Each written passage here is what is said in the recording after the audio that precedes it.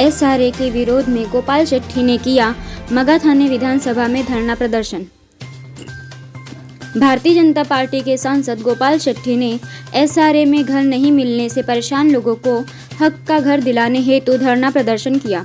सांसद गोपाल शेट्टी ने मुंबई में वर्ष 2011 तक के अपात्र और पहले महल्ले के लोगों को एसआरए में घर दिलाने के लिए पूरे मुंबई में धरना प्रदर्शन शुरू किया है, जिसकी शुरुआत मालवनी से किए।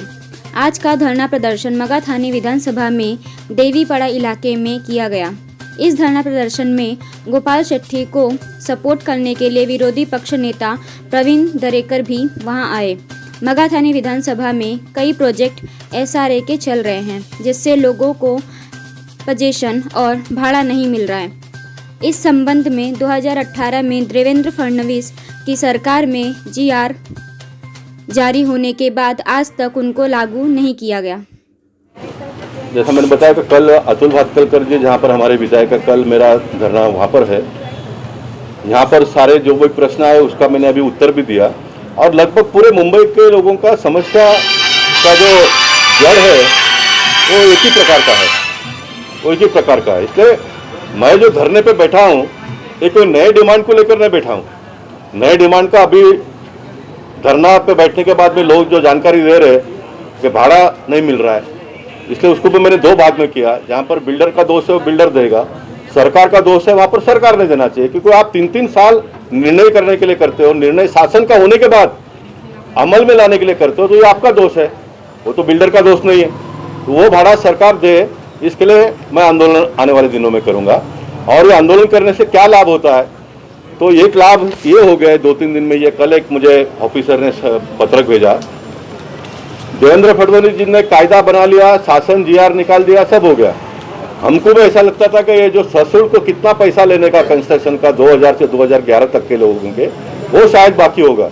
तो उसका भी एक ऑफिसर ने मुझे भेजा, देवेंद्र जी ने 7/9, आज ये 9वां महीना है और ये जो मसूदा बनाया वो भी 9वां महीना ही था, इसको भी 3 साल हो गए। कितना पैसा लेने का लोगों के पास से, 269 फुट के लोगों के पास से 7.5 लाख रुपया और 300 फुट का जिसको अपात्र जिसका है उसको घर मिलेगा, उसको 8,65,000 रुपये देने का ये एसआरए के लोगों ने मसूदा 2018 में बनाया था।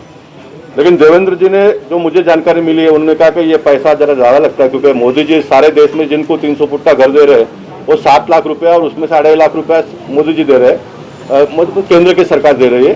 5.5 लाख रुपये में घर मिलता है लोगों को, है ना, 5.5 के आसपास।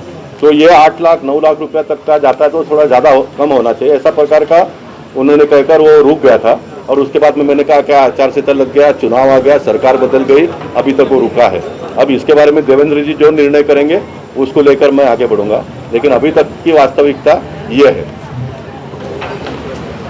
प्रवीण दरेकर जी भी आज आए थे आपके साथ, यहाँ धरने पे बैठे। जी हाँ, ये विरोधी पक्ष नेता हैं, उनके माध्यम से सरकार को क्या संदेश देना चाहिए? लेकिन सरकार को संदेश तो कुल मिलकर एक ही है ना, कोई नई बात तो हम कर ही नहीं।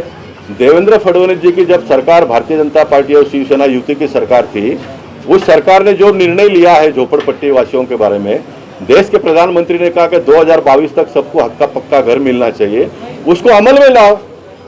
बाकी कोई नई बात तो हम मांग नहीं रहे ना। नई कोई डिमांड करते होंगे तो बैठना पड़ेगा, सोचना पड़ेगा, मीटिंग लेना पड़ेगा, लॉ डिपार्टमेंट का ओपिनियन लेना पड़ेगा, ये सब प्रोसेस होता है, उसमें समय लगता है। मेरा जो आंदोलन है वो जो सरकार ने निर्णय 2017 और 18 में लिया उसको अमल में लाओ। एक लाइन में बोल देंगे भाई इसको हम आने वाले 8 दिन में अमल में लाने का आदेश निकालते हैं, सर्कुलर निकालते हैं, मेरा आंदोलन खत्म। 2 विधानसभा बाकी है, वहाँ पर जाके मैं सरकार का अभिनंदन करूंगा। देरी से क्यों ना हो, गलती आपने क्यों नहीं किया, लेकिन आपने निर्णय लिया, इसके लिए आपका अभिनंदन। सरकार के निर्णय लेने के वजह से जो लोगों का भाड़ा आज बाकी है वो मांग मेरी वापस रहेगी। अभिनंदन के साथ साथ में ये भी मैं डिमांड करूंगा। आपने भी शुक्रवारी का एक इशू उठाया, जी हाँ, कासम मलिक को बिल्डर का करके, तो ऐसे कई मामले होते हैं जो अधिकारियों के लापरवाही के वजह से जनता को भोगने पड़ते हैं। ऐसे मामलों में क्या किया जाए? ऐसे मामले में मैंने बताया कि अन्ना हजारे जी का एक वक्तव्य का मैंने समर्थन किया। अन्ना हजारे कहते हैं कि लोग अगर सोएंगे तो सरकार और सरकार में बैठे हुए लोग कुछ भी करेंगे। उसका नतीजा ये है कि लोग कब चुप बैठे हैं। लोगों को जागरूक करने का काम भी पॉलिटिकल पार्टी के लोगों ने करना चाहिए। हम सत्ता में रहेंगे तो हमारे विरोधी है, उन्होंने करना चाहिए।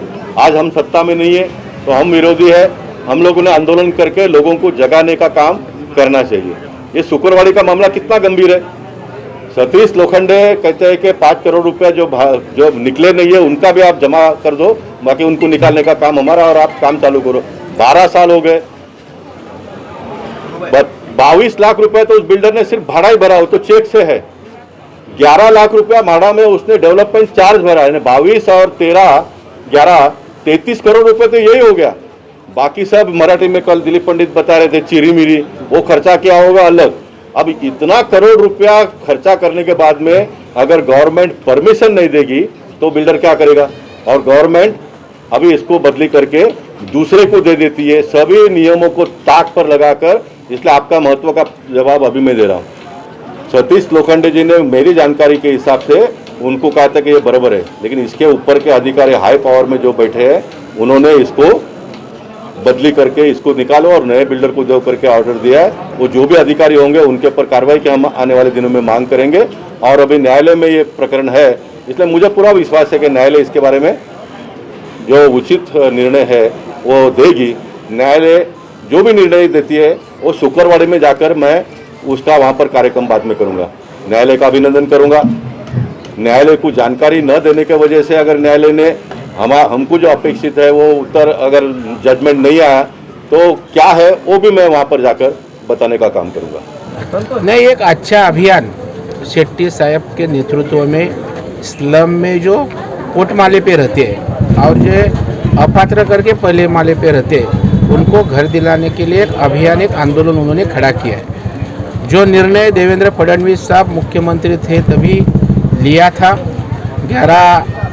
2011 तक जो झोपड़पट्टी है उनको पात्र करना और जो पोटमाला और पहले माले पे उनको सशुल्क कई रकम भर के उनको घर देना, ऐसा निर्णय किया था। लेकिन दुर्भाग्य से हमारा सरकार गया, बाद में विषय ऐसा ही रहा।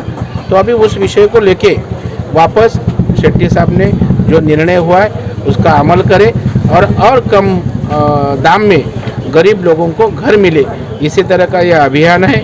उस अभियान को समर्थन देने को मैं यहाँ आया था और विरोधी पक्ष नेता करके इस विषय के साथ मैं रहेगा, देवेंद्र फडणवीस साहब रहेंगे और गरीबों को घर दिलाने का हमारा प्रयास रहेगा।